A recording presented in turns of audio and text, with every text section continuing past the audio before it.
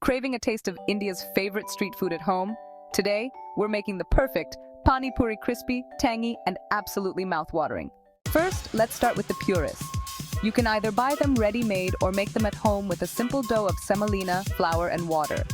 Roll it thin, cut into circles, and deep fry until golden and crispy. Next, the star of the show, the Pani. Blend together fresh mint leaves, coriander, green chilies, and tamarind pulp.